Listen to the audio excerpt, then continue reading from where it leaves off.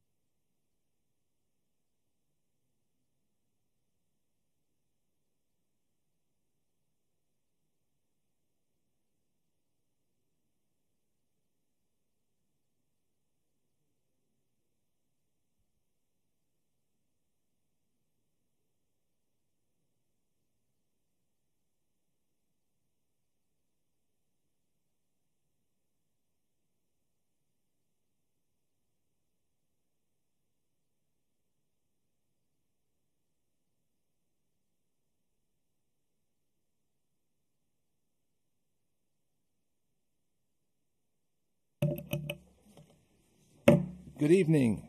It's 7 o'clock. I want to bring our meeting to order. And for our invocation, Councilman Bailey. Dear Lord, please give us the strength and the foresight to make good decisions for our town. Please bless us in this holiday season. Keep us all safe. Keep our families safe. And continue to guide us and look over us as you always do. Amen. Amen. We all rise for the Pledge of Allegiance. I pledge allegiance to the flag of the United States of America and to the republic for which it stands, one nation, under God, indivisible, with liberty and justice for all.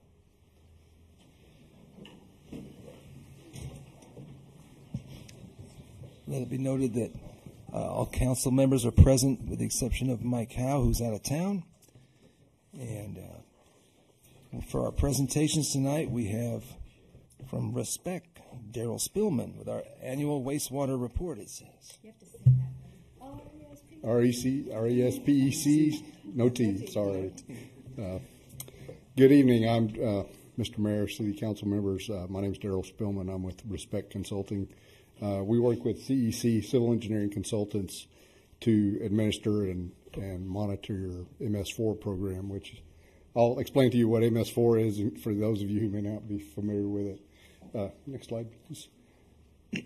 MS4 basically has to do with stormwater within the city of Hollywood Park. It stands for Municipal Separate Storm Sewer System. And basically it consists of all the things that whenever it rains, that water's got to go somewhere. So it's the system that handles all the stormwater for the city of Hollywood Park. The reason it's called a separate system is because in a lot of older cities in the United States, they have what they call a combined sewer, where their domestic sewage and their stormwater are together.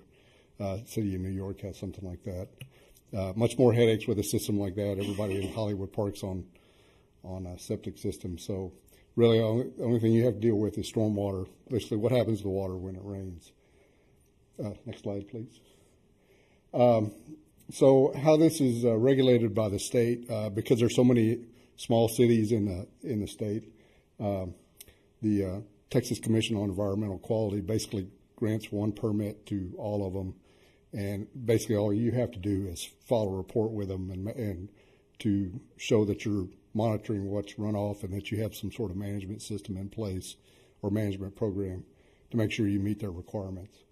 It's a 5-year permit. This one was granted in 2014. The original consultant working on it was Givler Engineering. We're coming up on year 5. In year 2 was CEC did it.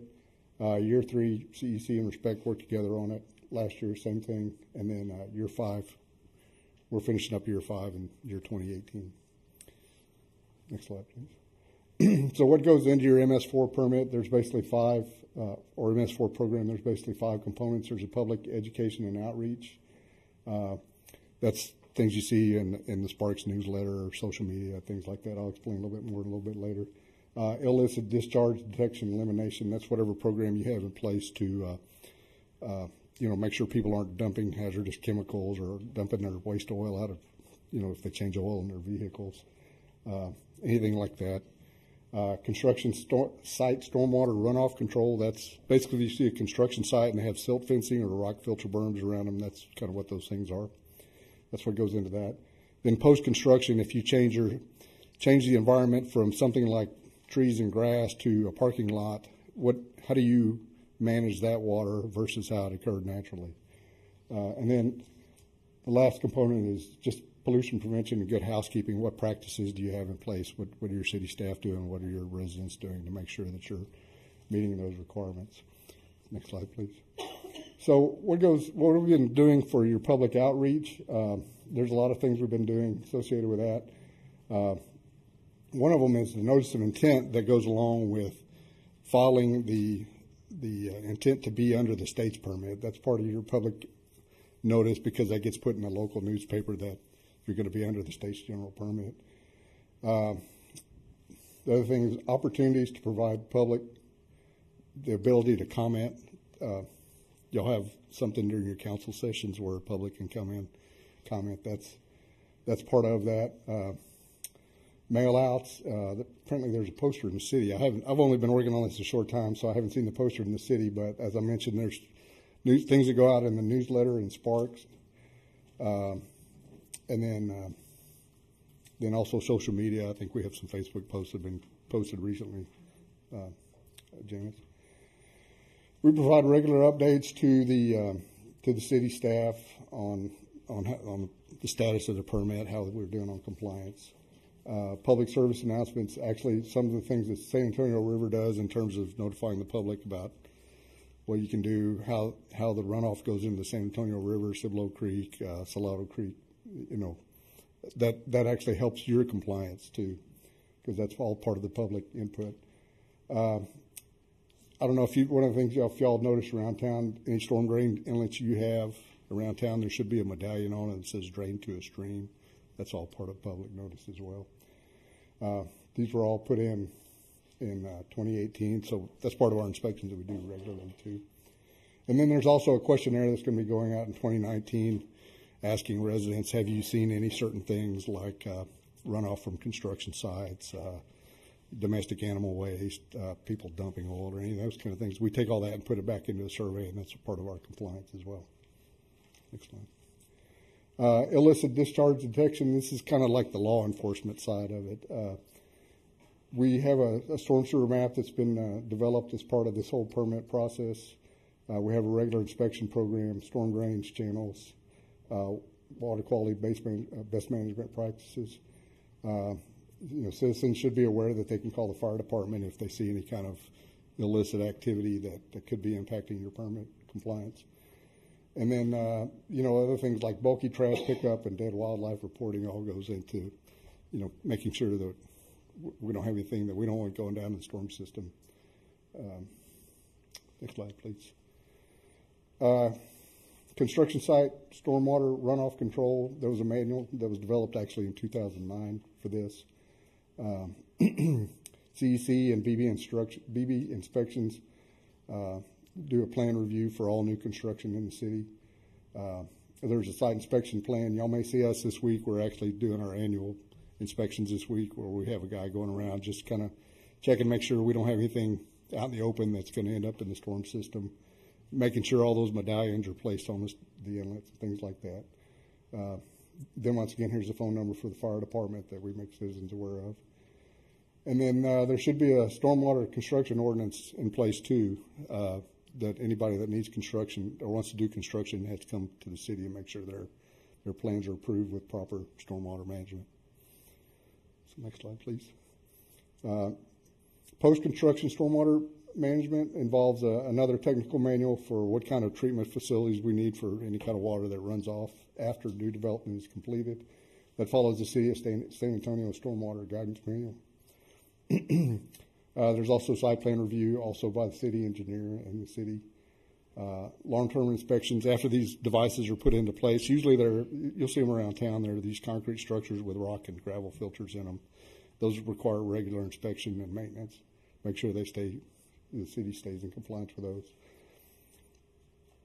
And then just enforce them in case something goes wrong with them, that the city's got some sort of mechanism in place to enforce the owner of those things to keep them in compliance. Next slide. And then this is kind of the last component to it is the pollution prevention and good housekeeping. We do have a manual that we've developed for the city and the city employees in terms of good management practices, maintaining chemicals, fertilizers, pesticides, any kind of equipment they've got, so that it doesn't contribute to any kind of stormwater pollution problems. We did a training session with the city back on November 27th with Kelly staff. I understand some of the city council members were interested in that, but we weren't able to get that. But I think we may do another one in the first quarter next year. Then any kind of monitoring that goes on. Looks like we had none reported this year. Any kind of city projects are reviewed by the city, and then there's some inventory planning that goes on associated with that as well. So next slide. So just kind of moving forward, the things we've got on our agenda is that continued progress with all these control measures. Continue to keep information available on the city's website, social media, Sparks. I've mentioned we have a survey coming out next year. We have an annual report we have to file that'll be done by March of 2019 that covers 2018. And then as part of our inspections too, we're going to make sure all the medallions are still in place, and we've got new ones to replace the ones that may have come loose. And I think that's pretty much it. So, open up to any questions if anybody's got any. Was your company involved at all with the wastewater issue that was in Gray Forest earlier this year? I was not aware of any issue in Gray Forest. Okay. I'd heard they'd had one, but I think I just was curious.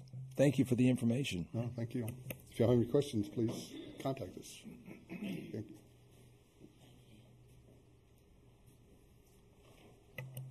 All right, for announcements, we're going to mix it up and have the fire report first.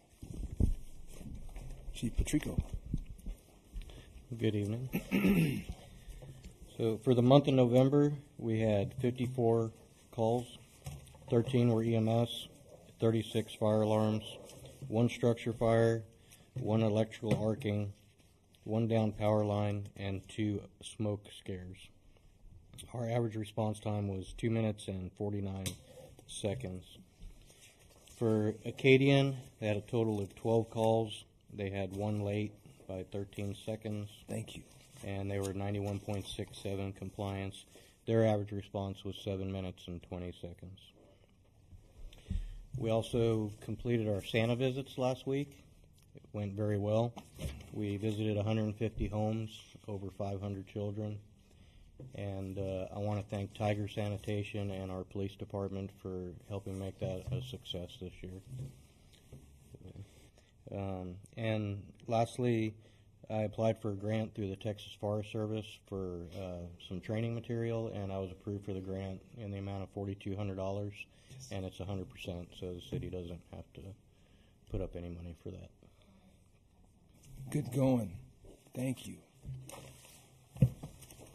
Question? I heard y'all delivered a puppy. That fell through. The family who was going to get the puppy couldn't get one in time, so we didn't get to do that. But we're really excited about that one, but unfortunately it didn't happen. Well, thank you, Chief Pritchard, for the police department. Hey, good evening, everyone. Sorry for my voice. My body's trying to catch a cold. Sure John won't mind. So for this past month, we had 328 calls for service with 3 arrests and 10 offenses. I'm going to slide down here to the citations. I've been pointing this out just because I've seen some folks on social media that may think we're not patrolling as much as we normally do, but I wanted to make sure they saw this number up here. To date, we've written 3,020 citations. That's if you did the math, that's between about 10 patrolmen. So that's an awful lot of patrolling being done right now. All of last year we had 2,200, so we've surpassed that number already greatly. So they're out there. They're doing a good job for you guys. So there's the stats to back that up. I circled the stats on the bottom. These are the offense stats, and we talk about these a lot. These are the numbers you want to be very, very low. And so far, knock on wood, this year, we're doing really, really well. I'm very, very pleased with these numbers. I mean, we're in single digits in some of these categories that you'll see in the hundreds in other places. So like assault is a good example. We've only had 4 this year. That's an amazing number for a town. The single digit in any of these is an amazing number. So pretty happy about that. And then our burglaries of the buildings is down single digit. We only had 5. So those are great numbers, and I hope they hold. Now, our vehicle burglaries, that's something we contend with, especially right now during this time of year. So we're holding about the same as we normally do. DWIs we've only had to deal with 2 of those this year, whereas last year we dealt with 30 or 40 of them. So really happy with our enforcement, and I really believe that part of this is presence. Our presence patrol is really good right now. With the STEP program, we've had more officers on the street at any given time. So I'm really happy about our presence, and those numbers kind of reflect that. So I think it's a really good investment on the city's part that we're continuing that STEP program and having more officers on the street, because it's deterring a lot of crime, and those numbers really show that really well. Next slide. Can you click that for me, sir? Thank you. So patrol buy is still very popular. Last year we had just over 1,800. We're already up to over 2,000. This year, so we love that. That's part of one of those categories that I think contributes to keeping those burglaries down, is that people are taking advantage of that, and we're coming to their house while they're out of town and checking their property. So I know that's a really good thing that's working well for us. Next slide, sir. And this is part of your packet. You've seen some of this. Just kind of highlights some of the issues that we have had. Most of this stuff we're dealing with right now is vehicle burglaries. I do want to report, and I put this out on Nextdoor, we had a vehicle break-in in the Gardens area, and there was nothing taken. That's a great sign. You know, these are going to happen. But when people are doing the right thing and not leaving anything in the car, what that'll in turn do is keep them from coming back. If they keep coming here and not finding anything, they'll go somewhere else. It's that simple. So we're real happy that those folks didn't leave anything in their car. Next slide. I didn't get a chance to promote this last council when I wasn't here, but we had our chili cook-off, and I really thought the team did a great job this year. If you didn't know their names, there it is. It's the Guns and Hoses. We teamed up with the fire department, so it was really neat, and I love how they decorated the table with the red and the blue. So I do appreciate the fire guys coming out and supporting and playing nice with us. So that was a lot of fun. Next slide. And then if you haven't seen this, the mayor brought this to my attention, actually. I've got a couple of copies. It's a great story in this local community news, and they did a story on our bike patrol. So if you get a chance and haven't read that, let me know. I'll get you a copy. It's a really great article. It talks about Hollywood Park and the bike patrol that we've started here in Hollywood Park. And I thought they did a really good job. Next slide. And then at the last Alamo Chiefs meeting, we presented an award to the outgoing president, Chief Ballou of Windcrest. And with his he didn't resign. He just did his 1 year tenure as the president. We all moved up. Just making you aware, I'm now the second vice president of this organization, moving up from secretary. So I'm pretty happy to serve. Within a couple years, it's hard to believe, but Chief Pritchard might be the president of the Chiefs Association. So Yes. So that'll be great news for us. Next slide. And then this past couple weeks, we had a baby shower for Officer Diana Wilburn, and that's her husband on the right. And in fact, on January 4th, she's going in for C-section. So she'll be out for a little while, but really enjoyed that and getting the family together here at the Voight Center. Any of your questions, I'll have.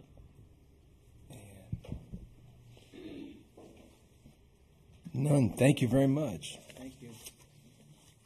Gosh. All right. Public Works. Kelly.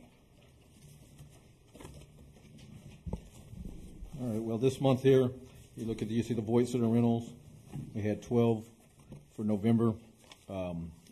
December's going to be much, much higher. We've had a ton of events down there. It's just unbelievable how many people are re-renting from last year and passing it on.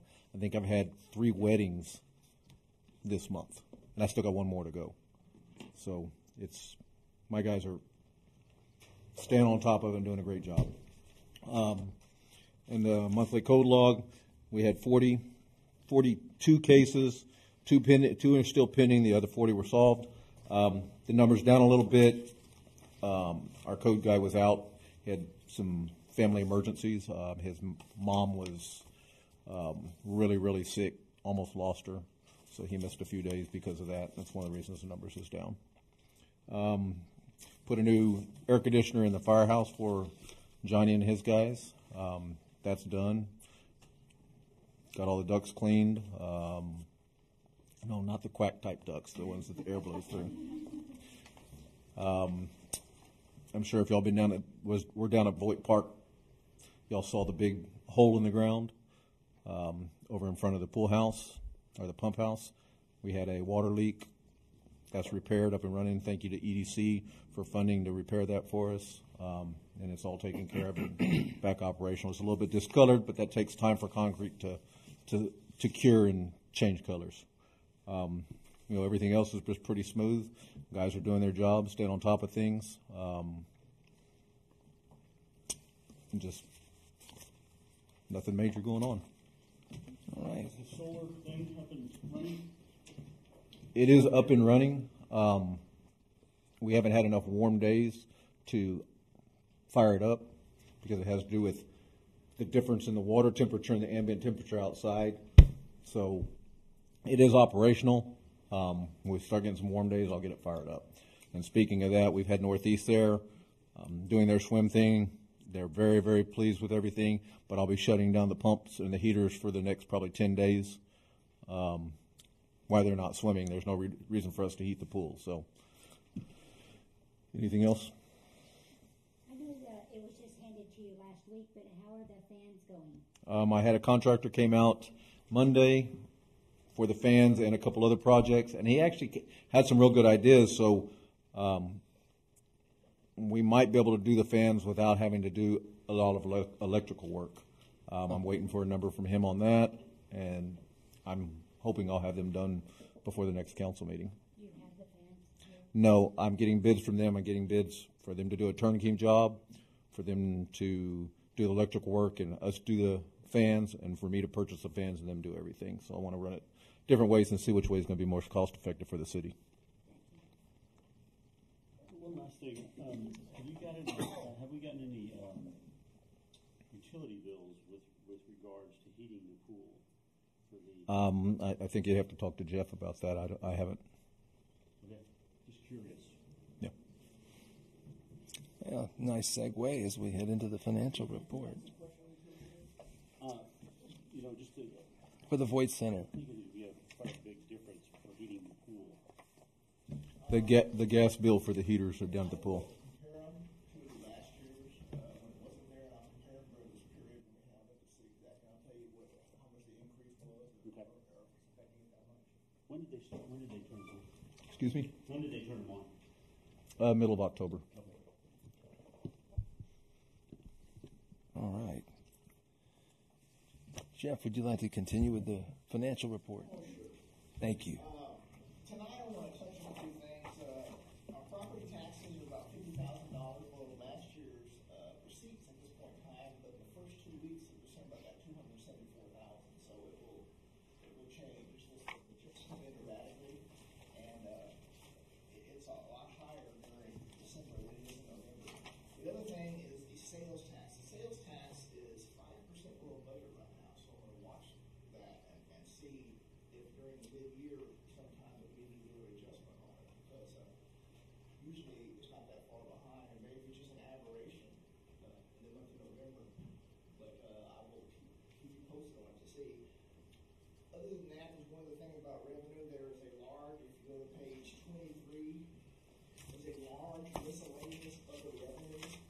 What that is insurance reimbursement for the fire department's life pack. The life pack was damaged. Insurance reimbursement, majority of it for $2,000.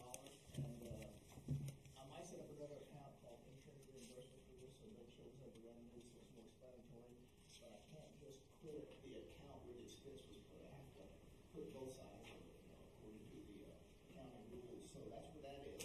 The other side of it, if you go to the fire department, under the capital expenditures, $21,000 of the actual new life pack. So we have the life pack about $3,000. But the chief actually submitted the insurance that paid $18,000. The expenditures are 14%, and we're at 16% of budget, so we're still below budget. I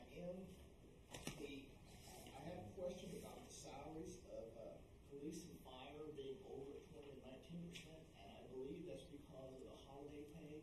You know, when they work, they get paid, plus they get holiday pay in addition, and since there's so many holidays during this time of the year, that's what I believe a lot of that is.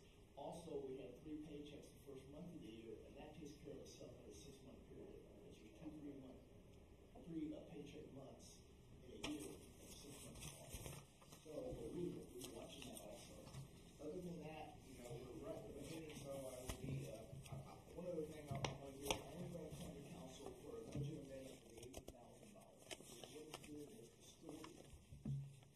When you look at your budget, how far you are in the fiscal year, percentage-wise, you look at your revenues as being stored on that rate. So I'm going to move it down to the $9,000 or whatever it takes to make the $500,000 in the capital fund, and then we will come to a budget amendment on that. That way, we'll have, it'd be more true to form on the percentages when you look at them. You can really compare them. It's hard to do right now. And as you know, property tax is way below right now. Property tax comes in, and by January 31st, when they're all due, that's when you can look and see exactly where we stand with property tax. At that point in time, our percentage will probably be higher than what the budget is. That's because property tax issues are out there. Jeff Longo, did you say that the sales tax was down? Yeah, the sales tax is, based on the budget, 16.67% of the fiscal year is gone. The sales tax is something you watch because you get it in, each month. And, we're at 11%. So we're 5% below what the budget is. Now, a lot of times, people's spending habits change. 1 month it may be lower than it was. It's higher. So we'll be watching that the next couple of months to see. You won't see December sales tax, December sales in February. The sales tax are 2 months behind with the sales, but at this point in time, we are down some because of it, and we will see if the December payment, which represents October's purchases, if it brings it back closer to the budget. What about, but there's nothing in there for the current period, right? There is something in there for the current period. The sales tax, mine shows that there's nothing in there for the current period. that the year-to-date was 66, and I thought that was all from 1 month. Okay, because the 66, I thought that was from the 1 month, and we were just absolutely rip-roaring because it's never been that high.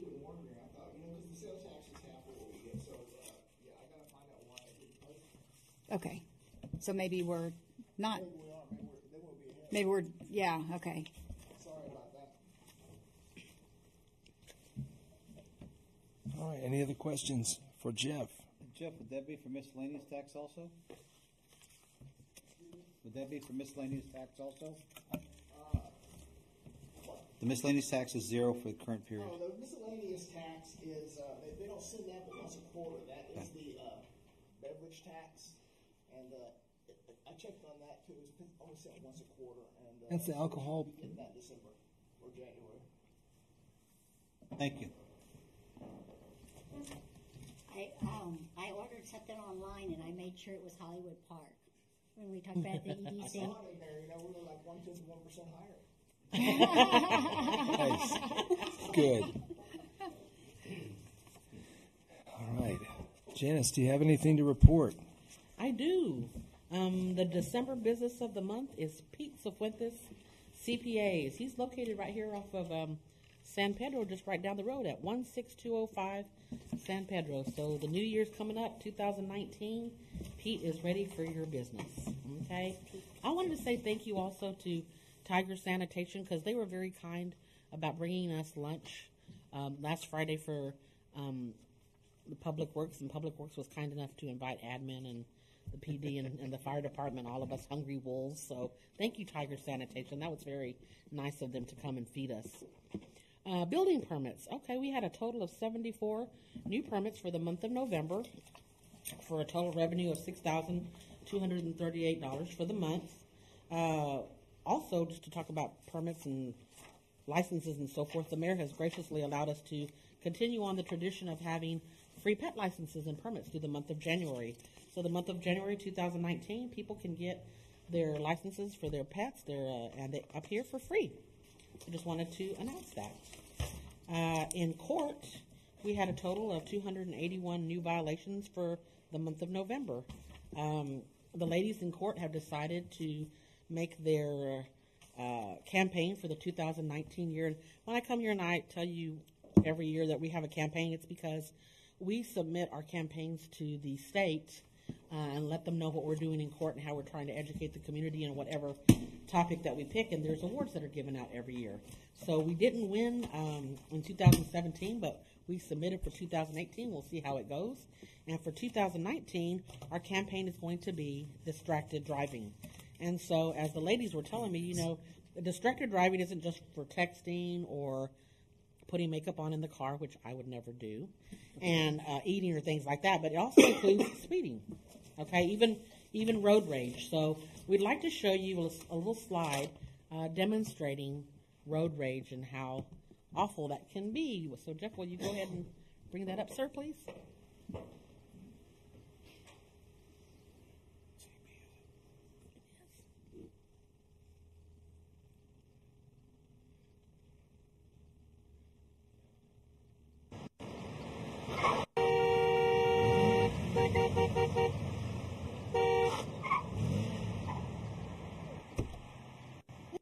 Me off, you son of a b****. Get the hell out that car. Get the hell out right now. I'm gonna tear you a new. Come on, get out. I'm gonna beat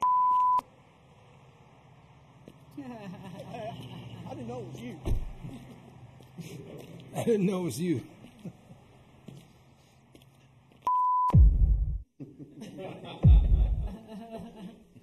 So, of course, if you're not a boxing fan like I am, that's Evander Holyfield, who was a champion at one point, I assume, correct? Okay. So that's a demonstration that we have about road rage. Also, I'd like to say that our court clerk, Louisa Barbier, has been going out to our communities and our schools to kind of educate the children. Thank you. Background music, Jeff, I like it. Okay. Take it away, Louisa. Людей, а потому что вы ехали на людей. Потому что, конечно же, не будем. Зачем? Вы задумайте в следующий раз. Not that one. Okay. All right. The other one. The other one's going. That one. Turn that one off. There you go. That's my water. Okay. Well, that was exciting. That was exciting. Yeah. So Louisa went out today to Hidden Forest Elementary School, and she had an assembly for all their 5th grade out there.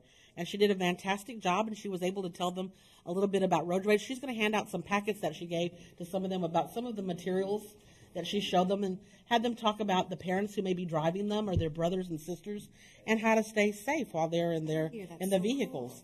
So they had a lot of questions. They really enjoyed the class. She has that little sign to them that said, "Slower speeds say what are equal happy people." So that was in one of the tables. So they were very excited to have her there. They've invited her back. And so we look forward to doing things like that in the future. So thank you so much, Ms. Louisa, for doing that for Hollywood Park. That was great. It was a good time. We also want to thank everyone for turning in their artwork for the Fiesta Metal poster. We had nobody, and I thought, oh my gosh. Then all of a sudden, the last day, I've had about 9 or 10 entries. So thank you so much for everybody who turned in an entry for the Fiesta Metal poster contest. We will be announcing the winner in March. Also want to thank everybody for donating food for the food bank, our Red Barrel out there, but we have a ways to go.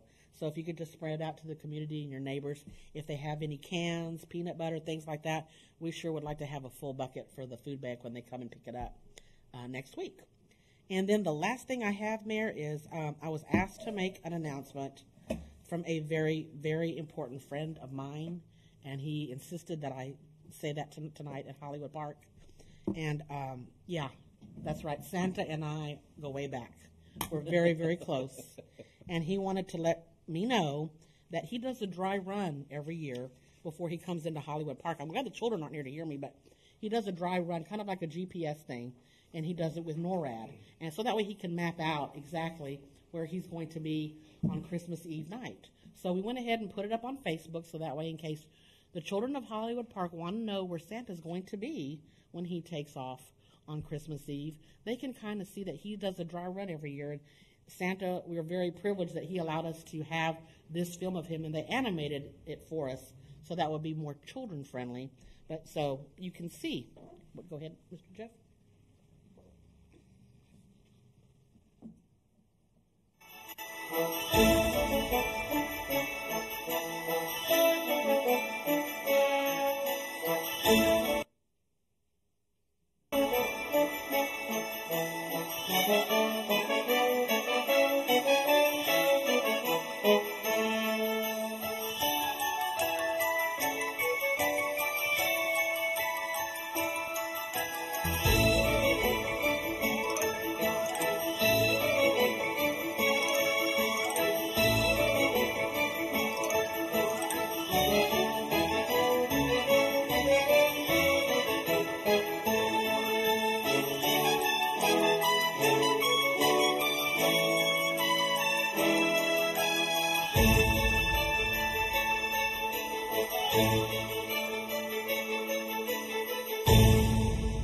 So on Christmas Eve, if children want to go to the Hollywood Park Facebook page, we'll have step-by-step of where Santa is around the world until he gets to Hollywood Park. Cool. And that's all I have, Mayor. Wow. Thank you very much. Thank you very much, Janice. Sure. Mr. Brennan, can you top that? No, I can't. Sorry.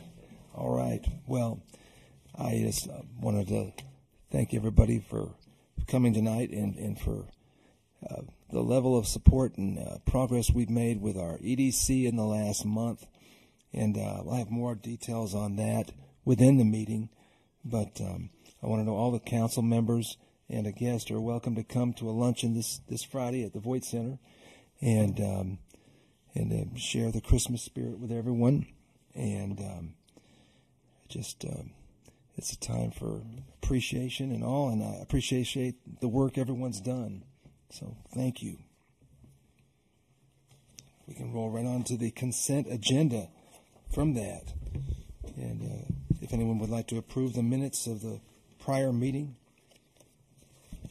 I move that we approve the minutes of the prior meeting and accept the financial statements as of November 30, 2018. I second. All right. All in favor? Aye. Aye. All right. Motion carries. time for citizen participation. We have 2 citizens have signed up to speak. Sean Moore, would you like to come up, please?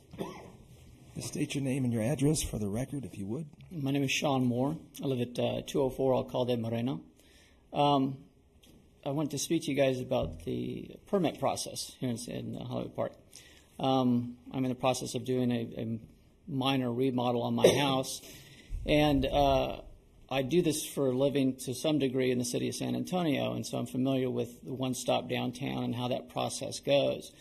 So when I came here to apply for a permit, I was rather surprised that I couldn't speak to the actual building inspector. I couldn't set an appointment with him, didn't have his phone number, and had no way to reach him, and just had to submit plans and hope he liked them. I even asked, can I just call him? Can I talk to him? He said no, but we will email him for you, and if he and be careful, watch your phone, because if you get a no caller ID, that could be him, and if you miss him, you won't get a chance to talk to him again. That is a process which just invites people to not comply. And if I didn't actually do this for a living, I would have just said, forget it, I'm going to do it myself. They catch me, they do. If they don't, which they probably won't, good for me. But that is not how you want to run your permit process. That is not responsive to your citizens. If you want us to remodel our homes, if you want us to get cash out refis and HELOCs and actually spend all this money, he needs to be available, because otherwise you force people to go hire general contractors and easily double their expense on what they're doing, whereas if he was just simply available and he could talk to him and go, hey, I don't like this, can you do it this way? Well, what do you want exactly? Well, I'd like to see this, this, and this. Okay, great. But you don't know that. And so I came back, I got denied, I got a list of things he wanted, but again, it's not specific. And so I went and talked to friends I know down at One Stop. My boss, who's a general contractor, was for years, and he goes, I think this is what he wants. And he goes, can't you get him on the phone? Can't you set an appointment? I go, no, I can't talk to him. They won't give his number. And he goes, that's ridiculous. And I go, yeah, I know. So I had to spend an additional $1,400 to get plans redrawn and hope that they're what he wanted. Now, I did finally get a call back from him today, and I think from the conversation I should have permits by Thursday. But again, he kind of resents that he's had to call. He doesn't want to be bothered with it. And if I was anybody else, I just wouldn't have complied. I just would have done the work, and then nobody would have known for the wiser. So that's a complaint because it costs me money, and it's a way to get noncompliance. Thank you. Thank you. Thank you, Mr. Moore. Tanya Cummings, would you like to speak? Tanya Cummings, 129 Grand Oak in Hollywood Park. As you know, when our chief, Pritchard, took over, he set up Santa stockings for the city and the police department, and then a few years later we added the fire department. So I've kind of been a party of one or two. They've helped me to help stuff those stockings for the holidays for the first responders and all the city people. And I want to say a special thanks to Bert Thompson with Hollywood Park Automotive, and Elaine, his wife. They always give Bert bucks that can be spent at Bert's Texaco or Shell Station. And John Valentis, who's with John the Greek, this year was generous and gave gift cards, and Debbie was nice enough to create them for him because he didn't have any created. We also got things from Roadhouse and Walk-Ons. Walk-Ons was generous again this year with things, so it's just a nice thing to do to pay back our first responders as well as our city staff. So I just wanted to say thank you to those people that are willing to participate. I don't go to every business because some of them don't have a service that we could put in the stocking, but it all started with the chief, and we've just moved forward from there. So thank you all for what you do. Sorry y'all well, the mayor has a stocking, but I think it has coal in it. Yeah, I'll bet. Can we just say thank you to Tanya Mayer, because she goes out of her way. She's not paid for this. She goes to each business and asks for us. So thank you to Miss Tanya for taking all the time that she does every single year to do that nice for us. So thank you so much. We all appreciate it. Thank you, Tanya. All right. We don't have any old business to cover, so I'm going to adjourn our meeting now at 7:44 as we go into executive session at this time, and then we shall return. Mayor, be sure Yes, to sir. read the introduction there, the section number and so forth. Oh, the City Council will convene in a closed session as authorized by Section 551-071, that part? Yes, sir. Okay. Parentheses 2 of the Texas Government Code to consult with its attorney on a matter in which the duty of the attorney to the City Council under the Texas Disciplinary Rules of Professional Conduct of the State Bar of Texas clearly conflicts with the Open Meetings Act, specifically the provision of fire protection services outside the city limits. All right.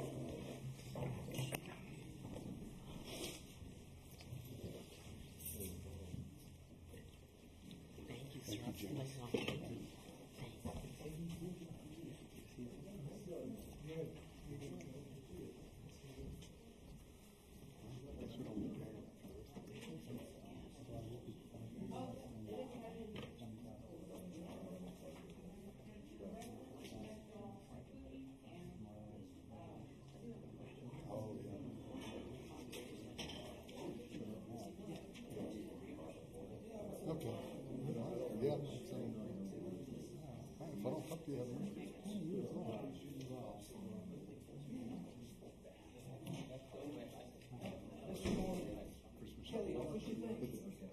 Thanksgiving early.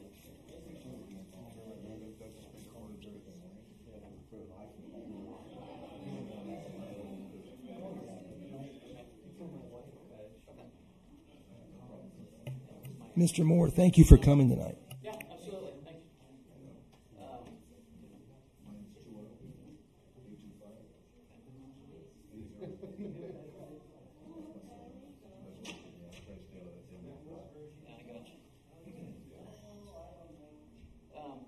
Yeah, my contract guy was going over there. I don't know if that was the other one. As long as they approve the drawing. Because, well, I don't know either. Because sometimes they do, sometimes they don't. Yeah. Just give me, like I said, I won't be in tomorrow, because you're not supposed to have your plans until Thursday anyway. So you can call me Thursday morning, and I can, hey, Bruce, someone wants to know, you want to see the rebar before he pours? Of course not. Yeah. So he does that, the code compliance, you don't do that for code compliance? No, we don't do the inspection, we don't do the building inspections, he does. I think this time anyway, my guys drive by and see you doing construction, they're gonna check, see you got permits. Okay. That's basically. That's how that works, okay. All right, thanks, Bill. Yes, sir. Yeah. We do. I don't remember what the password is, so. You have to ask Dennis. You have to ask Dennis what's in here. Dang, I don't remember what the password is. I don't see why it shouldn't be available for the public. I'll pay for it. Most places do have it. So, I know down at the park, we've got it down there, and, it's available for the public. I mean, I keep it, it's password protected. Sure. But anybody, all they gotta do is call me, I'll give them the password. Whenever it starts getting used, someone's staying hooked up to it all the time, I'll change the password, I'll start over. Because I unfortunately. can access the internet, and I can get my emails. You can? Uh-huh. Or is it through the Wi-Fi or is it through your phone though? Oh, I don't know. Probably roaming on your, Huh? roaming on your Oh, telephone service. But if you go to your settings, I don't remember what the damn password is.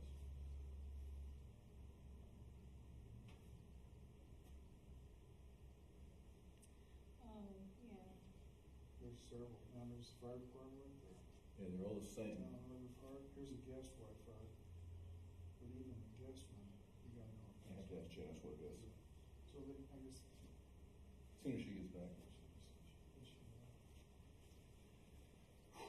Sound like you've been busy down the boy. Man, it has been nonstop. Last week, 2 events on Wednesday, 1 on Thursday, 1 on Friday, 1 on Saturday, 1 on Sunday. Wow. Yeah, I mean, What are they doing, afternoon and evening? we do a morning and then an afternoon. And it's just, and it's this time of the year. But, I'm like to see that the hoisting are being used like this. I would like to see us do some kind of advertisement to really get more people out there. I think it could be a really huge asset for the city. priced it right and did it right, it would help. I mean, it would probably offset the entire cost of running that park. And we could do that very, very easily. Actually, after the EDC meeting, I've had a number of contractors come by trying to get numbers together for stuff that we were talking about. And trying to get things lined up and ready. So once we get EDC approval on some of this stuff, then I will hit the ground running. I will have the ceiling fans hung hopefully before the next EDC meeting. I'd like to have them hung before we have the brainstorming session that we're going to have. Yeah, that's January 23rd, I think. Yeah, I'd like to have them done by then. It's just this time of the year. And unfortunately, everybody hears that you hear constantly the economy's bad. You want to tell if the economy is bad, you look at your contractors. If your contractors are busy, then it's not bad. And right now, you can't get a contractor. I mean, I'm pulling every favor I can to get an electrician to come out and talk to me. It's like, man, guys, I don't have a big project, but I got enough that you could keep a crew busy for a full day. All little projects. But they'll come out and give you some numbers. We get them all approved. We'll schedule it for one day. You can come over here and spend a full day with a crew. It's not bad money. I called the public works director in New Braunfels, who I met through a different class I was going through, and he said, "This is who we use for an outside contractor for electrician." And I called them. I called them on Friday morning. Thursday we had our EDC. I called them Friday morning. They were here Monday morning at 8:30. Oh, for the fire department? Excuse me? Oh, I thought, I'm sorry, you said electrical? Mm-hmm. Oh, okay, sorry. Yeah, because I got to run a bunch more drops into the computer room. We're drawing too much on the circuits in the computer room, so they're not going to hold up. Ceiling fans and voids, and when I was talking about the ceiling fans, is a contractor. He's like, we did a bunch of ceiling fans at a different venue, and they did DC ceiling fans, which draw less. They're like 3 amps instead of 10 amps. So you do that, then you don't have to do the rewiring. He said, these ceiling fans ain't designed to turn fast, and that's not what you want. So these are going to be 96-inch ceiling fans, but they're going to have 10 blades. So they move, 15 RPMs, but they just move a ton of air because they got... Exactly, so they use DC stepper motors. Have you ever seen those fans? Oh, yeah. Oh, yeah. You asked that. I was up in San Angelo, and there's a company up there that does old windmills, turns old windmills into fans. So they got fans that are like 10 feet across. Wow. And they have a building, roughly like this, and they got one ceiling fan in there. And it's just barely turning. And I was standing there talking to the guy, and we were talking about the ceiling fans and how he came up with the idea. I said, well, why do you run so slow? He said, watch. And the guy had the cash register, one of his clerks had the cash register open, and he turned it up, and it sucked money out of the cash register. He said, that's why we keep them turned down. He said they move a ton of air very quickly. So it was pretty neat.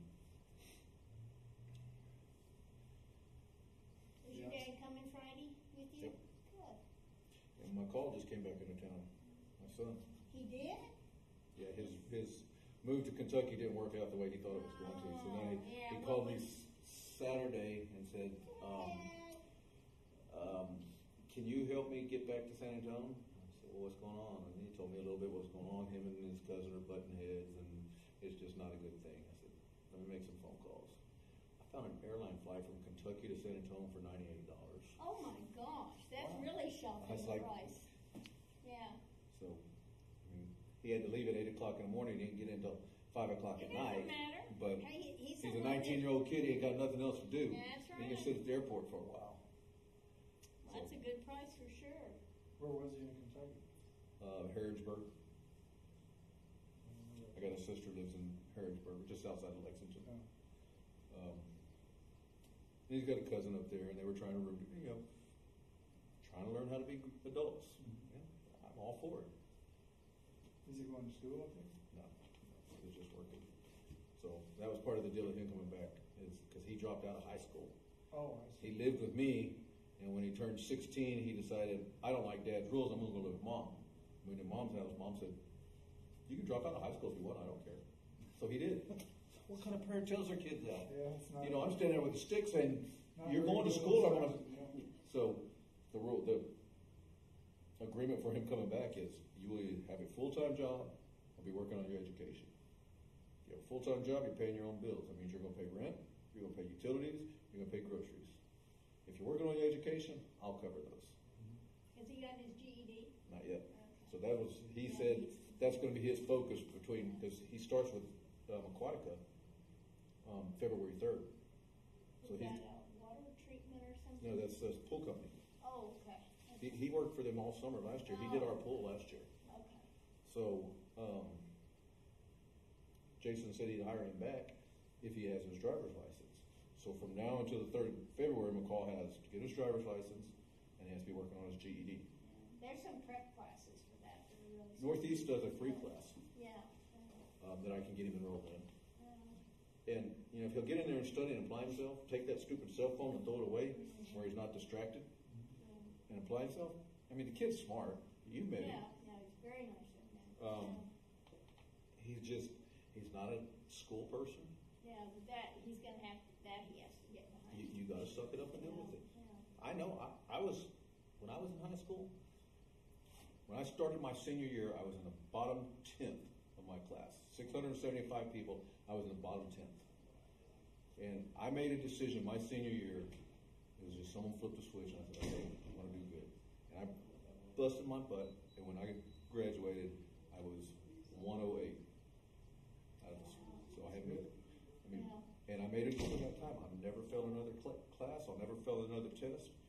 But something flipped with you. It doesn't always flip with these It kids. takes At time. that time, usually they get to be about 30 and realize that, oh my gosh, what happened? Yeah, but it takes time, and I was fortunate it happened when I did. You know, I went to college. I graduated with a 4.0 from everything I went to. And when I was in the military, a distinguished honor grad for all the classes I took there. You know, but it was a personal decision. My dad would. I mean, he rode me like a government mule. It didn't make a bit of difference. But once I decided, and that's where he's at. He's got to decide. So he actually told me, he said, I want to get my GED so I can take some community college classes. That's a plus in the right direction. Now, is he a 19-year-old saying what Dad wants to hear? Or is he a 19-year-old who actually wants to try to do this? I had to pay rent. When I went to work, I was allowed to work like 3 or 4 months. And then my aunt and uncle said, you have to pay rent. And all the kids, I was telling my friends that were in college, and they said, I never heard of such a thing. But back then, they didn't do it. You just got to come home. But it wasn't much, but it was the principle. It's that I had exactly to pay right. something. Yeah. So the funny thing what you said, and he was here this last summer. We went to the grocery store, and he'd been here a couple months and was just working good. And I said, okay, so you got yourself on your feet under you now. I said, yeah. I said, you have to pay half these grocery bills. I got about that big, and he started putting stuff back on the Well, I don't want the cookies now. Yeah. So it's a different story when you're paying the bills. Yeah, that's for sure. So, but I'm glad he's back. Good. I'm hoping he'll start moving forward and moving in the right direction. Well, maybe that's what it takes, is that little adventure out. Sometimes it does. I mean, I got out of the military. I roamed and, I rodeoed all over the country. Hundreds of thousands of miles for 5 years before I decided and then it took me getting stepped on real severely and I had a broke thumb, 4 broke ribs, and was trying to cut grass, trying to push a lawnmower. And I had my landscape business. And I said, man, this ain't no fun. Yeah. I can't do this. I got to get insurance or something. Yeah.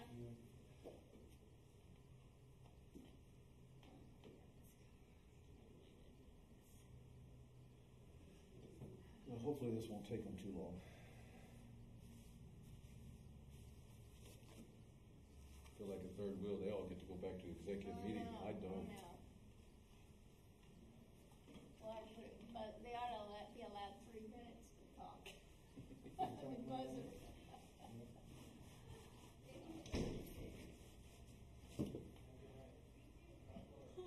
Kind of getting complex, Jeff. They all get to go back in executive session. We get stuck out here. It's kind of making me feel bad. Not really, but. That's what they do. They may be in there a while, too. Think so? Oh, yeah.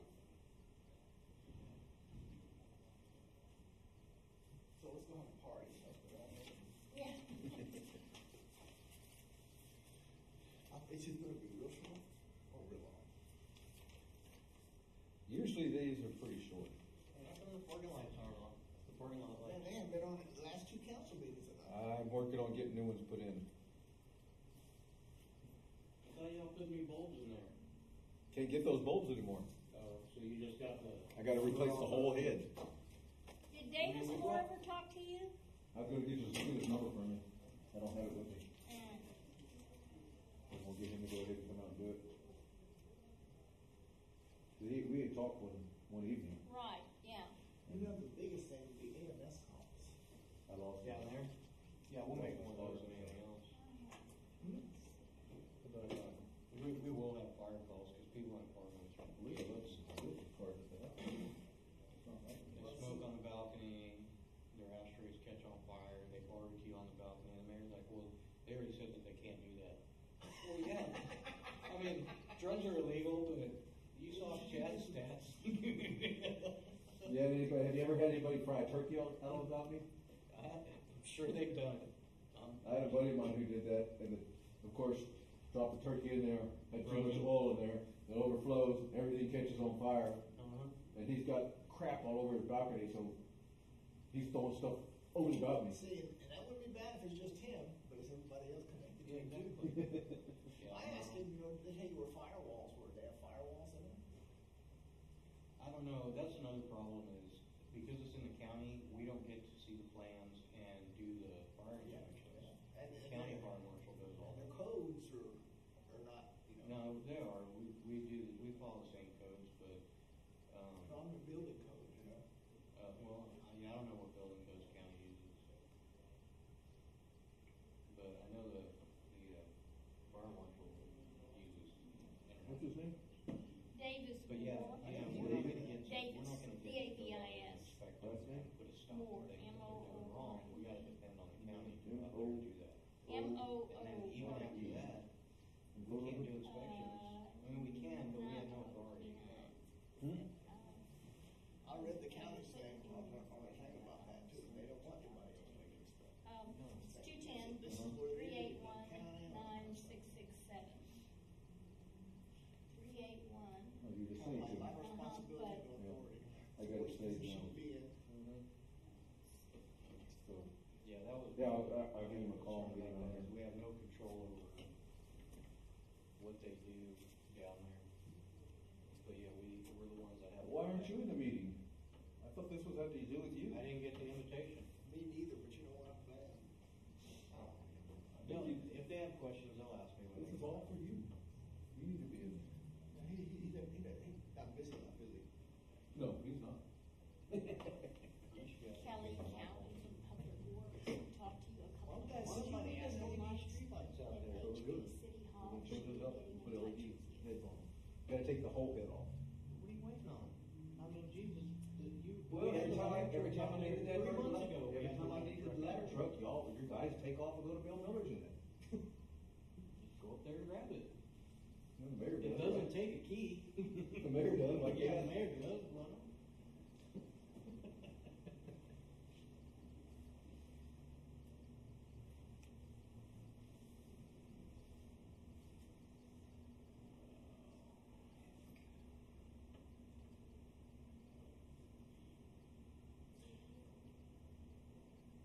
Is that thing still recording? I don't know, it might be. Is it still running, recording? No, she should turn it off. Should, but. You better stop talking bad about me, it's still recording. Oh, but it doesn't record what goes on in there. I guess it does. No, it records what's out here, I'm saying, Oh, whatever be careful. you say, people are home watching, listening to you. Oh, I'll be very careful what I say, okay. And they'll know it's you, because that voice, School you can carry. pick it out of the crowd. Out of a crowd, that's for sure. Yeah, somebody I hadn't seen in years recognized me by my voice. I thought, oh my goodness. And when I'm in my office and you come in, start talking to the guys, You can Tanya's hear. here, let me go say hi. Or let me hide and see what she's going to say.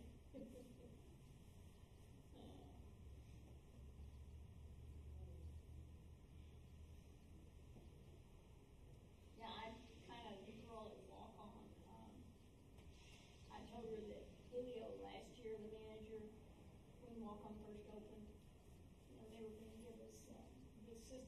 he was the one that I talked to, and he was gonna give us 5 pickle coupons or something. So when I went, and he never did do it, so I'm gonna over to talk to him again about it. And the real manager was there, and he said, "Oh, we can do better than that." So he did $10 gift cards to everybody last year, and he's moved on. I think he's kind of like a setup guy, and then he moves to another store, another restaurant. And so this year I wrote her, and she said, "Oh, really?" And I said, "Yeah." I said, "That's what they did last year." I said, "We're not asking for that. I'm just telling you what they did." So Friday afternoon, I hadn't heard back from her. It's been a week. I emailed her on Monday morning, called her on Wednesday, and then by Friday I hadn't heard from her, so I went over to Walk-Ons, and they gave me the little free appetizers or whatever, different things. And I told myself, I'm going to take them to Janice, and I'll have Janice email you so you know they went to the city and I didn't take them. And he said, "Oh, that's great." And so I included her in there. And I said, "You know, the holiday times are very busy, and Walk-Ons was nice enough to give us the free things." And she came back like 30 minutes later and said, "Oh, now we have $10 gift cards for you." Cool. So they brought them over this afternoon. Nice of them. Yeah. I got an email from Walk-Ons earlier that they were doing Santa tonight. I think, They really? did, yeah. Tonight was Santa over there. We did it last year. They didn't call us this year.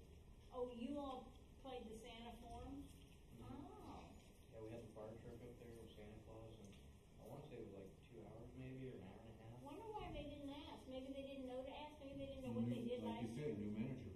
I know. I'm wondering if the manager knows that. Maybe. I mean, it's not a big deal. I mean, No, but it's a nice thing with the fire truck and all of that. I think that's really cool. I bet they don't know that. Well, Julio was the manager before, I know. and he was really involved with us. Yeah. This new manager, He may not know. yeah. I may reach out to him with an email. Of course, he probably won't be manager next year. That's somebody else over Sure, there. you never know. So, anyway. So my nephew went up to the ranch this weekend. You see my little dog. Mm-hmm. You'll love this story.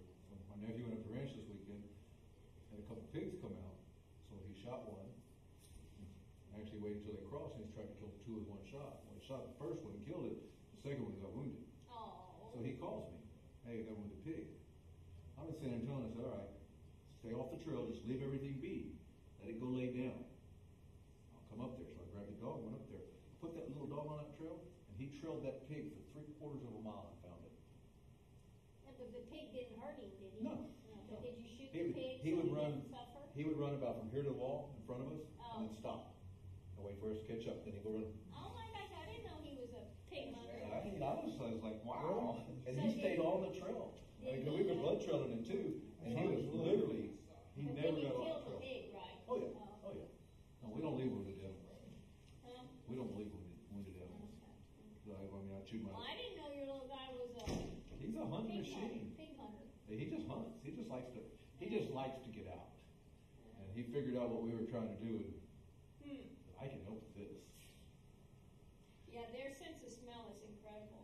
He's so Just dead. amazing. That dog is so dead, very funny. He's pouting right now Why? Because he's not. because I didn't bring him to. Council meeting?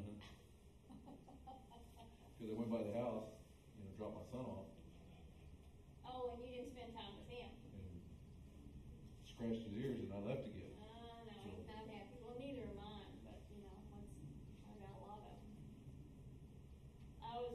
Debbie hadn't been able to give me an answer yet, and we met, the little Yorkies that got killed.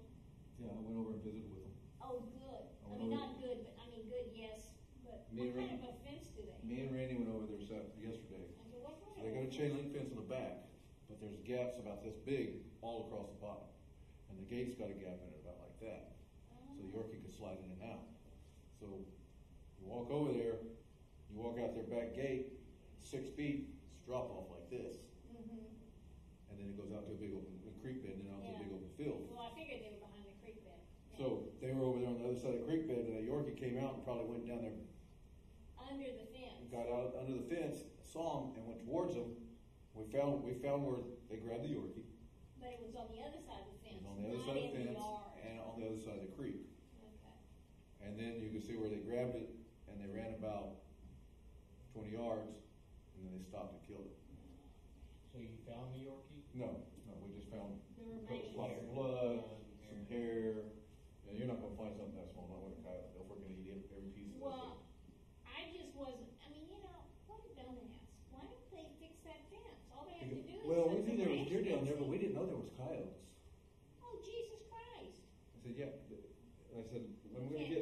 'Cause I'm not trying to be mean, but look, coyotes, bobcats, hawks. Yeah, I said a coon will grab a dog like that and kill it. Yeah. Yeah. They are all predators of opportunity. Yeah. And if they have the opportunity, they will take it. I mean, I'm even outside with my small fosters because of the hawks. So I don't let him be outside in the morning when I first get up to let him out. I go out and check the yard because we got coyotes all over the place out there too. I need to start doing that. Yorkies Well, are expensive too. huh? Those Yorkies are expensive. Yeah. I've got a Yorkie she can have. I got a foster Yorkie. Don't want it.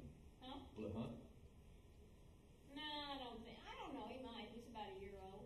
My dad had my mom and dad had a Yorkie. My sister-in-law gave them because she couldn't keep it any longer, and he hunted like crazy. He was a squirrel hunting machine. Dogs naturally will hunt. Every dog will naturally hunt. We have a silver Yorkie that we Oh, adopted. those are pretty. Yeah. Yeah. It's a little bit bigger than a Yorkie. Yeah. He's probably about that That's a long. big Yorkie. Yeah. But they're kind of. They look sort of like a silky. Yeah, that's what they call them, Yeah. silky. Yeah, Yeah. silky Yorkie. Yeah. Got the silver hair down his back. Yeah. Now this one is just a. Yeah, I saw a picture of that one. The one you have is a little tiny one. Yeah, but he's about 7. He's under 10. Is it a full size or a toy or teacup? I think he's just he's a mix, you know, because we picked him up. He was one of the paws for paws dogs that we picked up out at Fair Oaks Ranch, Bernie Stage Road. Somebody picked it up. I got mine from Alamo Heights. It was actually rescued in Windcrest, and somehow I guess it ended up at the Alamo Heights shelter, and I ended up adopting it from there. But I went crazy. We were looking for Yorkie. We were on the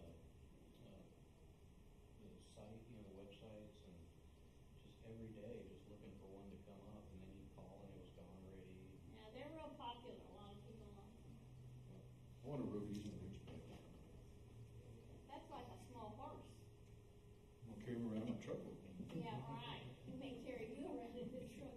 Either that or a black mouth cur. Yeah. I used to have a cur dog, man. That dog was Well, I wanted one of them Australian cattle dogs, but my wife didn't want that. My son wanted a Yorkie.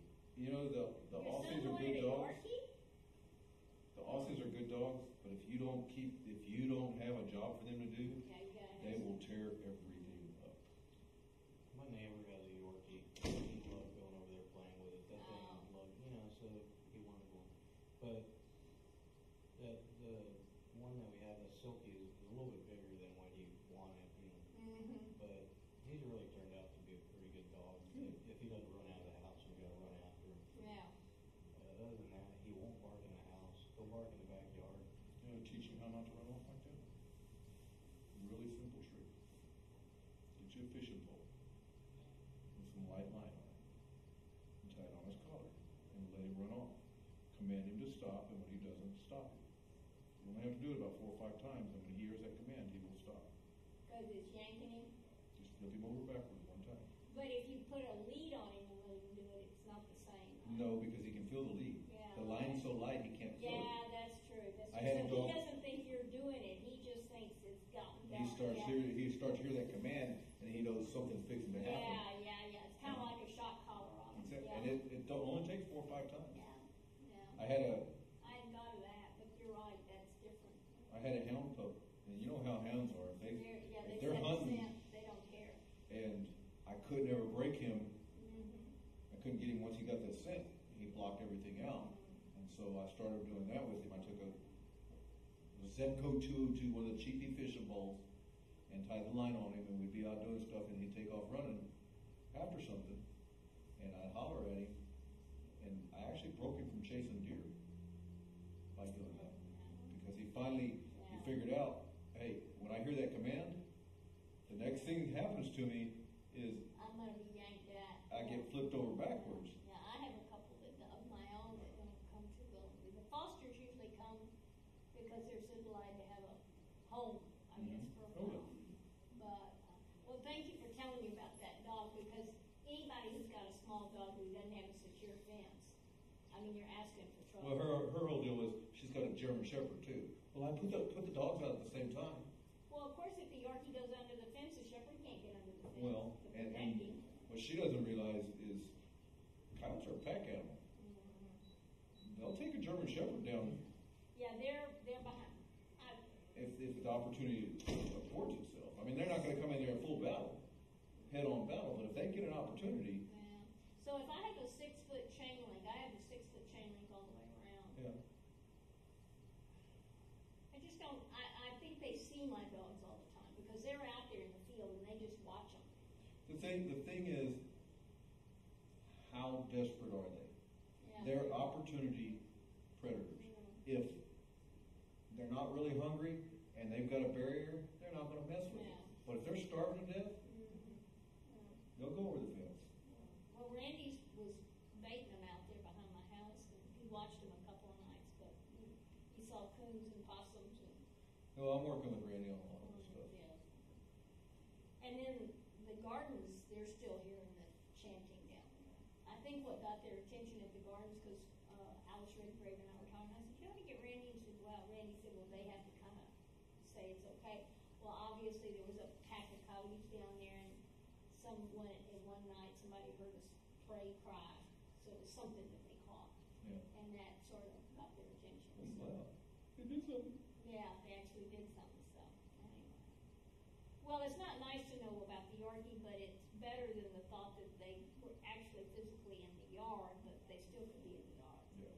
Well, once again, they're predators of opportunity. Yeah.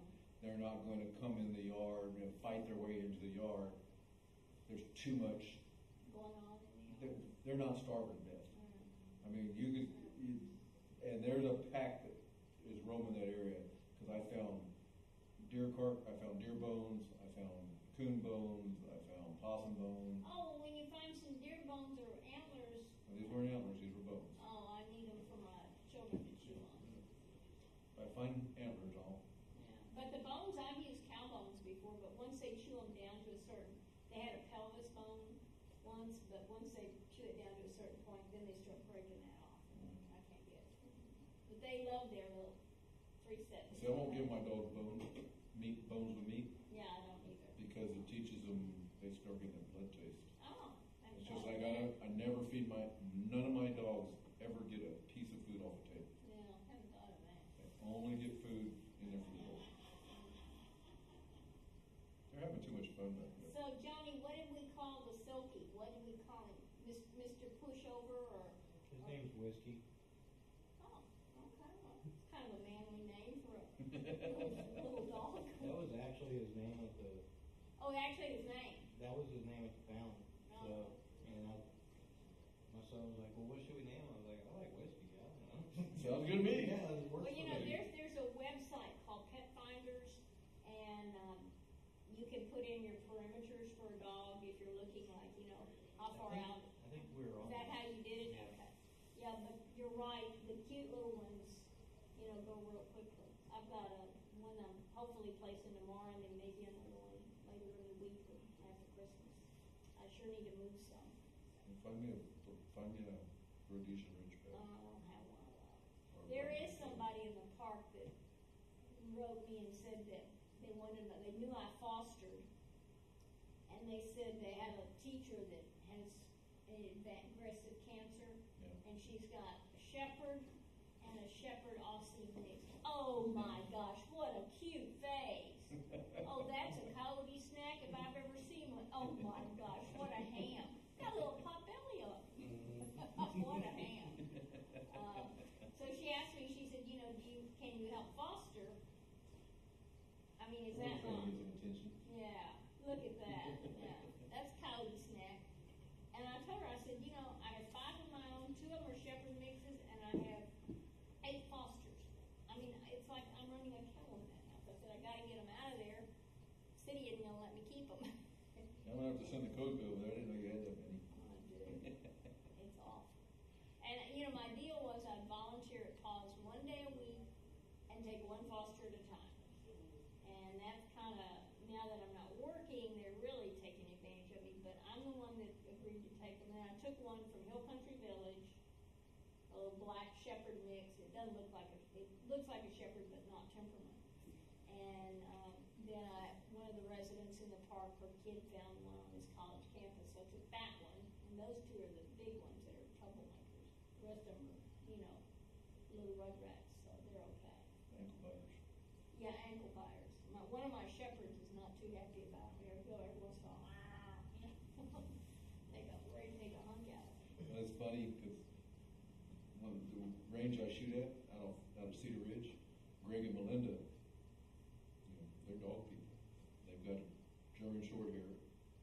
He's a big German short hair. I mean, not that tall. Then they got a Dalmatian German short hair mix, and they got a terrier. Wow. And I take Impy over there, and Gets along just with part of the all pack. Yeah.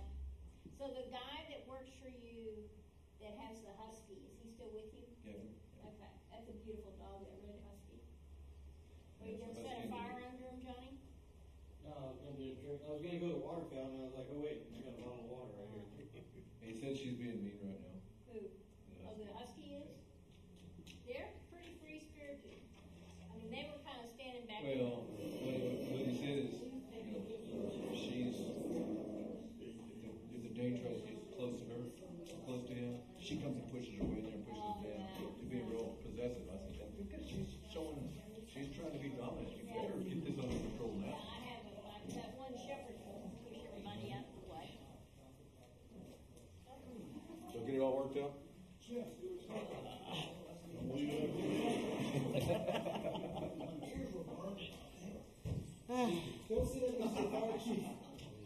Look at them, they're all eating back there.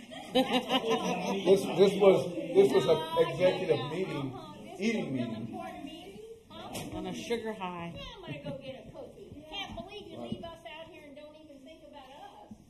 Thought about it, not long.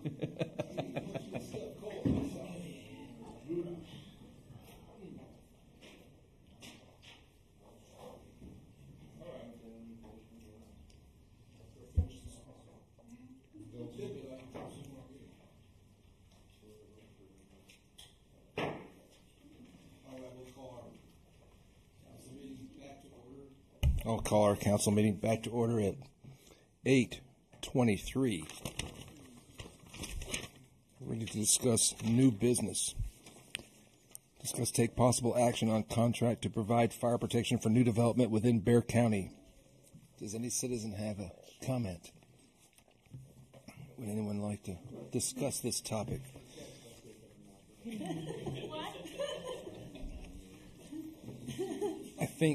I think until we get more information that there's really nothing else to discuss until we have all the information that we can have. Agreed. We'll table this. Table it, some more information is required. Understood. On to item number 2, discuss information gained from attending EDC workshop last Friday with Councilman Howe, EDC board member Ben Henderson, and EDC board president Mike Drury in attendance. Ben, I appreciated Ben coming earlier. I felt like the workshop was informative, it was helpful, and it really helped us leave there with a shared mindset on how to effectively use the EDC to help help us get the things we want and need, not only for our businesses but for our residents. And I think that it was clarified that the rules are much more to our favor in towns of under 20,000 people in how the money's used, and we as a result of that Friday workshop and last Thursday's EDC meeting, we were on the same page, and they were supportive of about $40,000 worth of expenditures for the police department and for public works. And I see this going forward. I'm looking forward to the workshop on January 23rd, and I feel like if we work together with them, we can use the EDC as an effective funding tool towards our upcoming budget planning, because there are certain things we can and we know we can qualify to utilize to outfit our police and fire and court and admin and public works, and all within the rules. And there's a lot of marketing things we can do within the businesses that create the fund every year. So if we can whether it's, we have one hotel and we have one venue, if we can get them to partner together and package their businesses together, the more business we help them generate, it goes right back into the fund. So it should be able to be a self-sustaining resource as well as something that we can use going forward. I felt really, really good about it. That was my take. Any comments or questions? Is this workshop with the EDC just to discuss how we're going to play nice together moving forward, or is it to just discuss projects and things that we have? I think the answer is yes. I think there'll be some projects that are pending or that we want to do right away, and then there'll be some things that we'd like to plan to do. Okay. I mean, it sounds like, and it reads as though wastewater and water treatment facilities are completely qualifiable for towns under 20,000 people. So if I'm understanding that correctly, then a septic system for Triangle Park is certainly a qualifiable consideration, whether we do it or not. But I think using sales tax dollars instead of ad valorem dollars for that would be smart, and it would improve the park. I think I think also just all the technology upgrades that police and fire and court and admin all need all the time. If we can use sales tax generated funds for a lot of that, that's smart.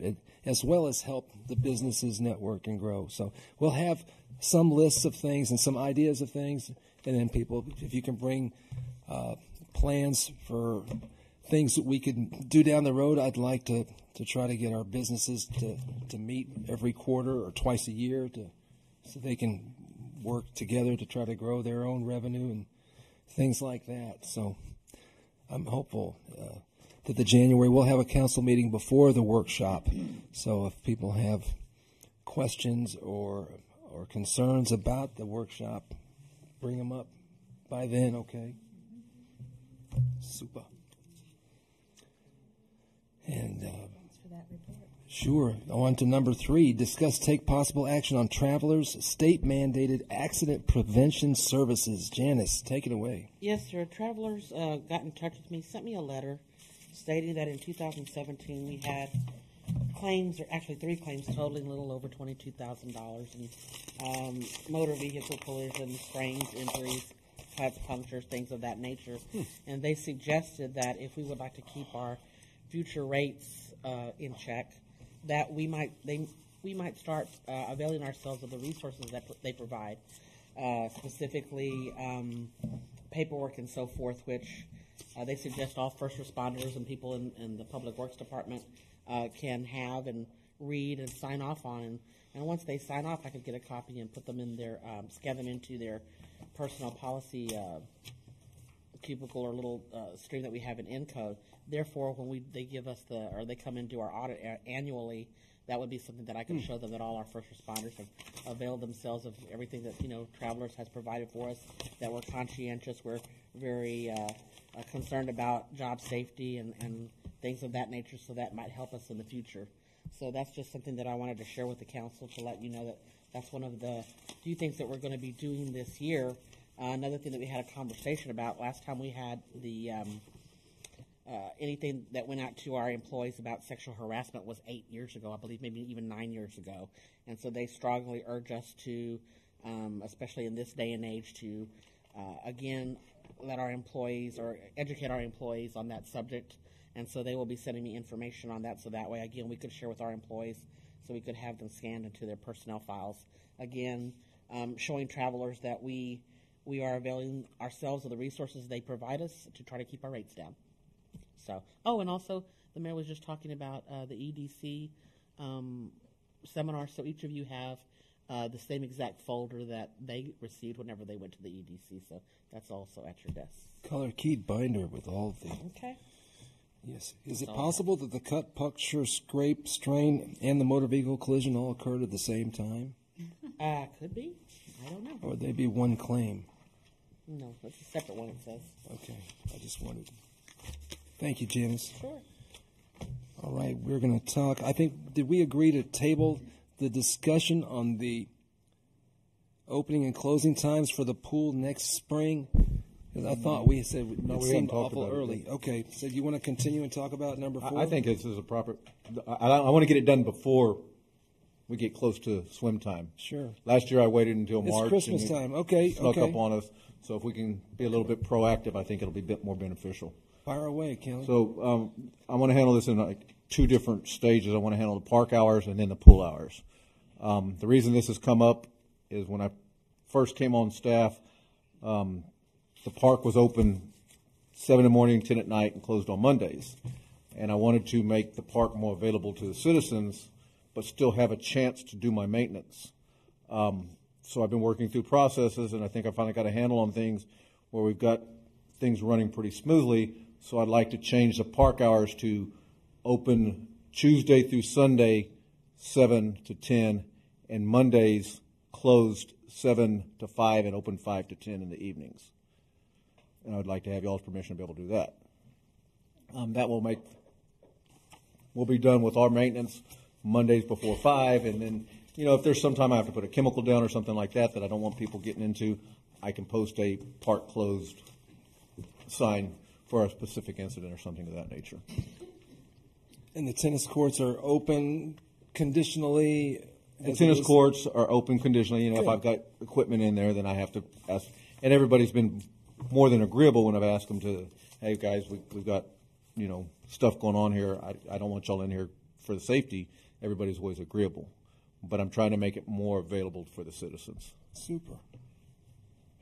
So the only change would be the Monday, it would now be open 5 to 10? In the evening, yes, ma'am. That's not more work for y'all. Your guys are gone anyway. It's not going to affect us any, but I'm going to have some signs posted. So I want to get y'all's input on the hours, and then I'll have the signs made up and posted for everybody. Would anyone like to move to make that change? I think it's a good idea. All right. Will you move to take action on that then? Say move. I move to take action to setting the opening and closing times. I move to take action to move the opening and closing times for the Boyd Park. To be open on. To be open. From 5 to 10 on Monday. That's correct. Would anyone like to second? I'll second. All right. All in favor? Aye. All right. Motion carries. Okay. Now the next part of this is the pool hours. So I had a lot of citizen comments, complaints about the pool hours. I set the pool hours last year where we closed the pool at 8 o'clock. The reason they were set that way is because we have a limited amount of resources for lifeguards. The more lifeguard hours we've got, the higher our expenses are.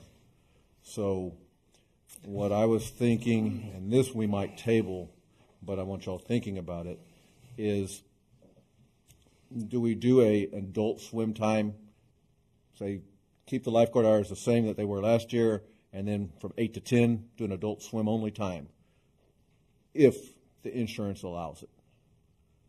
Who's going to enforce that? Well, it would be enforced by the lifeguards. They close the pool. Well, if the lifeguards leave at 8, then who's going to enforce the parents not bringing their kids in there after 8 o'clock? That's a good point. That would be something we'd have to figure out. But Kelly, that's the same as if we did the year-round swim. Yes, We can ma'am. enforce it. Right. We'll have a PIN code where, as an adult, you'll have an access code to be able to get in, and then you're responsible to not bring your kids in there because it's a liability. We have cameras down there, so we But can it's a monitor liability cameras. for us. It's a not- liability for the city. So if they do bring a kid in there when they're not supposed to, then we're liable. Okay. So, I'm bringing these ideas out here so we can see what we can do, guys. I just want to No, bring I that agree up with as you. well. I mean, that's I kind of agree with you important. 100%. But I thought that our insurance said that if parents are there, they can be there. The younger kids can be there with their parents. Is that right? But then that's no different than just having the pool open all the time. Then you're having parents and kids there. Right. So right. what's the, as long I mean, as then there's really no point in having an adult swim time if the kids can be in there with them. Yeah. right. Yeah. I mean, I think that we should address the pool hours when we address whether the pool's going to be open year round. Okay. And I think that we do need to address that maybe in January, because I mean I'd like to get it going because invariably parents will say, oh, I'll watch my kids, and now you have. Well, I think the way that has to be handled is it's just no, this can't happen. You can't bring kids in here if there's not a lifeguard, and if you're caught, then you lose the privileges of being able to swim in the evenings as adult swim time. Y'all have the authority to be able to do that. How's it enforced? That'd be a hard one. You just don't want to find out the hard way. Shad? No, you really don't. We can't put someone down there every day, all day long. No. Basic premise, is there has to be something against a rule or law that's on the books that has a punitive effect. Mm-hmm. And just saying you're not supposed to do it, somebody says, well, what are you going to do about it? Right. I mean, I have to think of the worst case scenario for my officers, so I don't know what we would do about it. You guys get that? You couldn't do anything about it. I've heard it. Nothing. Not legally. No. So I don't know that the PD would be the enforcer on that or not. We're strictly talking about calling it an adult swim and bringing your kids in at that time. Is that what the problem we're talking about? Right. I mean, if you have children there during adult swim time and there's no lifeguards there, what does the insurance say about that? And then the other thing is, if something happens to a kid when it's supposed to be adult swim time and there's no lifeguard there, it's Hollywood Park problem. Not the, a productive way to maybe move forward on something with this many moving parts. If going forward, if we can get information about the options, whether parents are with kids or if it's just parents, if it's year round or whatever, and then we can read through it and we come to the meeting, we can kind of fine tune it. It might be just something that's just as simple. It's a tough one to address. A placard up saying "swim at your own risk" like kind this. of thing. But no, I don't. But I don't know. I mean, I'm just. Are you in favor of year-round swimming and having it allowed when there's no lifeguards? I mean, it doesn't. I don't have an opinion one way or the other.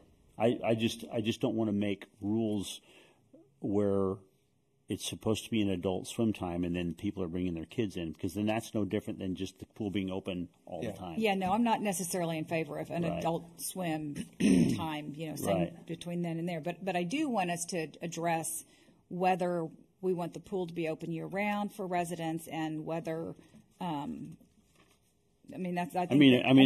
else we could consider too is having the pool management company, give us an estimate as to what it would be to have extended hours for lifeguards, and pass that cost on to the resident if they want to have that extended swim time. I get the impression too from groups like the JCC where people that are members of call it a club, and if you're a member of a club, there's a different rule classification as far as how the insurance or the industry looks at your guests.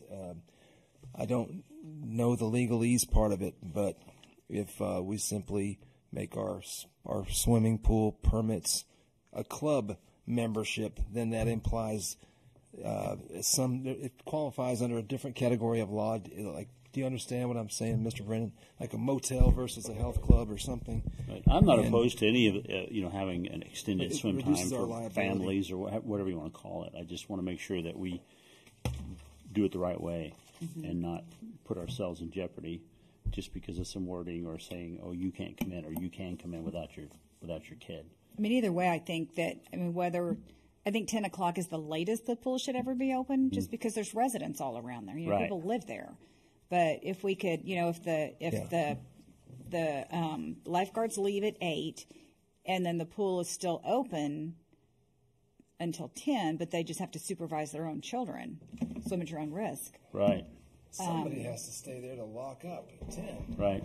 That's where you get in trouble, is that gap in there where you don't have the lifeguards. Exactly. This is a public pool, city pool. They call it a Class B pool, and the conservative way of dealing with that is have lifeguards. If you don't have lifeguards, and it's not even legal to have the public swimming without lifeguards unless it's a club or, something like that. That's a membership thing. What time do other towns, do you know, or can you find out what time other close, like for everybody? I can do some research and find out. I can talk to Jason. Jason's the biggest provider of pool service, so I'm sure he has data on that. I just got a lot of complaints. Well, why are y'all closing the pool at 8 o'clock? We still got two more hours of daylight we could be swimming.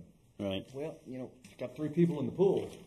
We're not an apartment complex. I mean, so I'm happy with the way it's done right now. But that's and if that's what y'all decide, that's what we do. Right.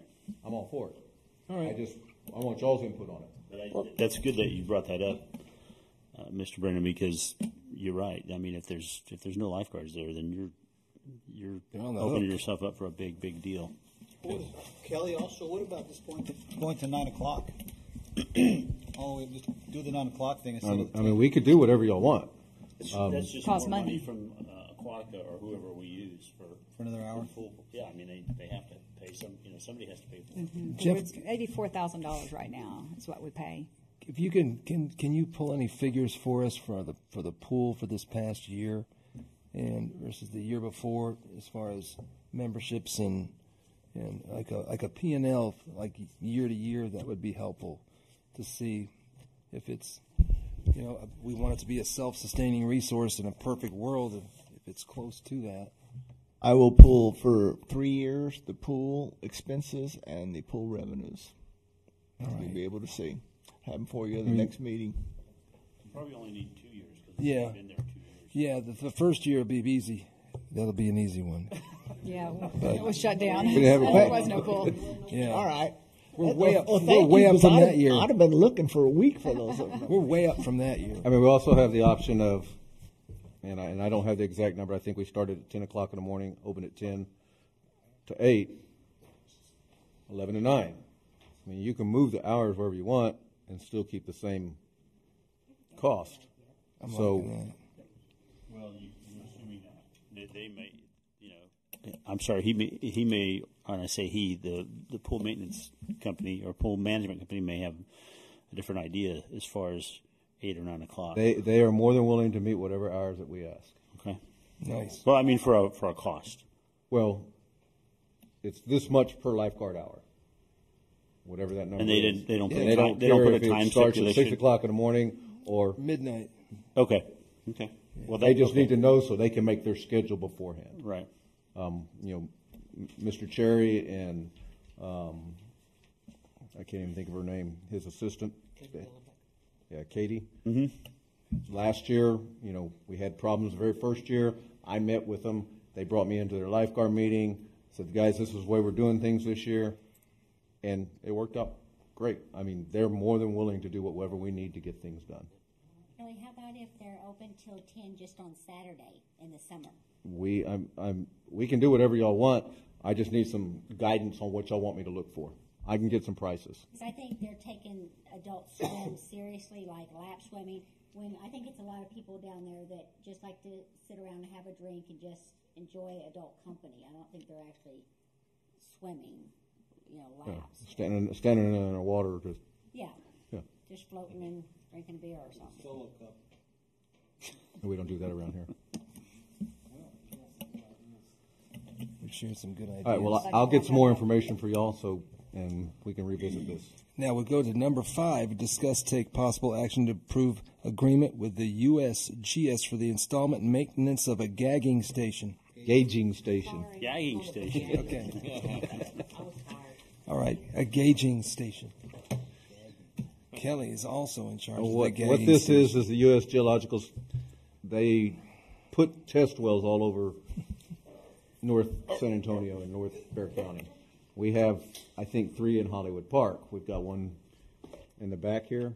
There's one at Pocket Park, and then there's one, I believe, down in the ditch over behind Burt's. They want to, y'all saw the pictures in your packets. They want to put that over at Pocket Park. It's to monitor the well 24/7. So what they do is a couple times a year they'll call me up and they'll come out here and they'll bring a truck out there and they take samples and what's the water level, what's the water temperature, how much oxygen's in it, contaminates, all this kind of stuff. And they came to me and said, is this a possibility that we can do this? I said, the one behind the police department would be even better, but they've done a lot of research, and this is the one that they need to do it on. I sent the contract over to Mr. Brennan. He checked it out, and then bring it to y'all and let y'all decide if y'all want him to do that. What's this equipment actually do? It constantly monitors the water temperature, the water levels, the sediment, the excuse me? Trinity or what? No, in the Edwards Aquifer. Yes, sir. And this is something that they incur all the costs for? Yes, sir. Costs us nothing. We're going to have a box, either a green or brown box, whatever color y'all want out there. Picture, that's just, that's pretty much. That's a sample of what. Yeah, adding a feature to the Pocket Park. Is there any science wizards. downside for us having it here? No? Just, you got a green box out there. And I said, look, guys, this is a park. I can't guarantee kids ain't going to come over there and swing on your antenna. We can survey the Pocket Park attendees. If something happens, it's on them. Is there any signage on any of this equipment or not? They prefer not to. I didn't ask them that. It's pretty low key. Will it be placed in an inconspicuous area or just right in the middle? The well, if you go down to Pocket Park, the well's right there at the front. So right on the street there, pretty much? It's by the picnic table, isn't it? 20 kind of feet by off. where the picnic table. Picnic table's it's over about on the 20 left. feet. Yeah, about 20 feet deep. Yeah. Yes, sir. Yeah. So would that prevent us in the future from doing anything if we ever did something with Pocket Park, like this is a 1-year contract. Build an apartment complex or something there? Dream. It's a 1-year contract. 1 year we can opt out of it. Okay. Give them 90 days written notice and then move there. Kind of like a playground. Okay. Okay. Seeing how slowly the wheels of government turn, we're probably safe to do it for a year. I told him that I would bring it to y'all. Once y'all made your decision, I'm going to call him. They want to get this put in before the end of the year if all possible. We're good for gagging.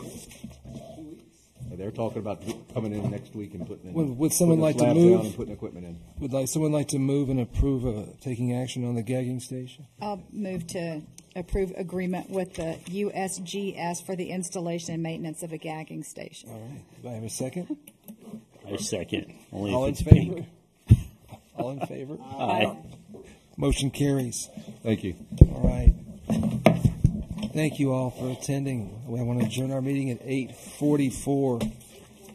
Everyone have a wonderful and safe Christmas, please. Merry Christmas to everybody. You all a good night. I'm shocked that Shell Moore spent $1,400. If y'all are coming, it sounded legitimate and slow. He said he paid $14 out of his pocket for an amended plan. I thought, from what I read,